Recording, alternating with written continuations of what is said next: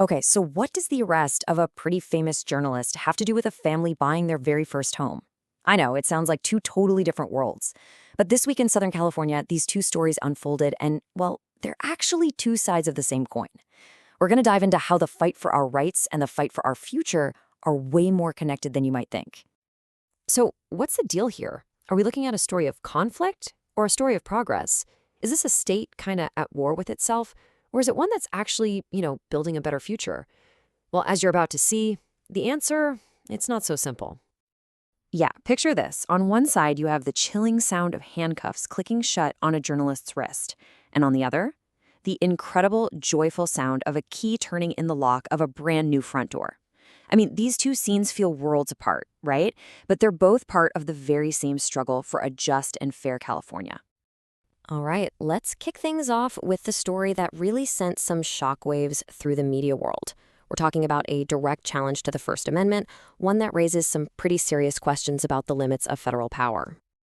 And Los Angeles Mayor Karen Bass, she did not mince words. Her statement makes it crystal clear that, hey, this isn't just about one famous journalist. No, this is about a fundamental right that's absolutely essential for a democracy to even function. And get this, it wasn't just one famous face. In a single week, 4 Black journalists were arrested. For what? For simply doing their jobs. Now that starts to look like a really troubling pattern. It makes you ask, are certain voices being intentionally silenced? And what does that mean for the stories that we all get to hear or not hear? Now, this is where the legal side of things gets really interesting. The law they used is called the FACE Act, and originally it was designed to protect access to places like reproductive health clinics. So imagine a law meant to keep a path clear to a hospital suddenly being used to arrest a reporter on a public sidewalk. That's basically what's going on here. The whole point of the act was to protect access, not to police the press. And that's exactly why this move is setting off so many alarms for free speech advocates. And Don Lemon's words here, they're not just him defending himself. They're really a rallying cry for a free press. He's basically reminding all of us that in a world so full of spin and just plain disinformation, independent journalism, man, it's more critical than ever before.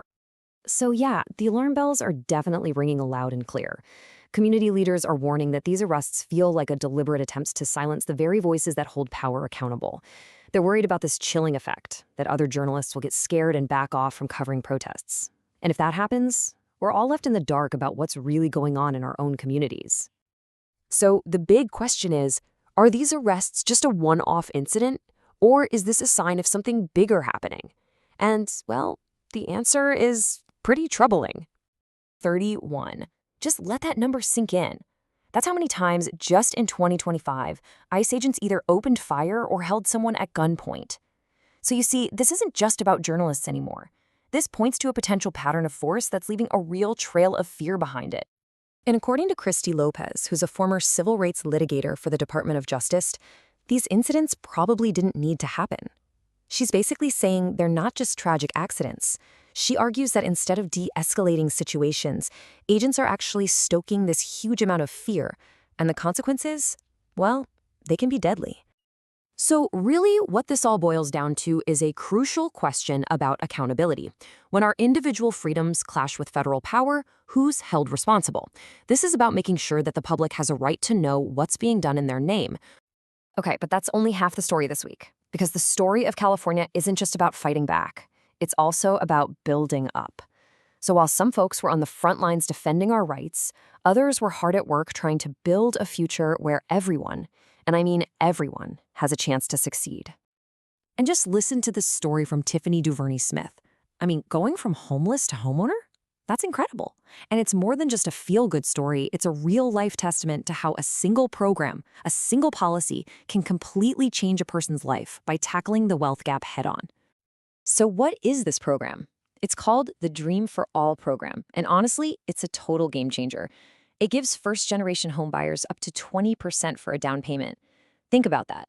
It's helping to level a playing field that for generations has felt impossible for so many families to even step onto. $150,000. That's the maximum amount someone can get. For a lot of families, that number is everything.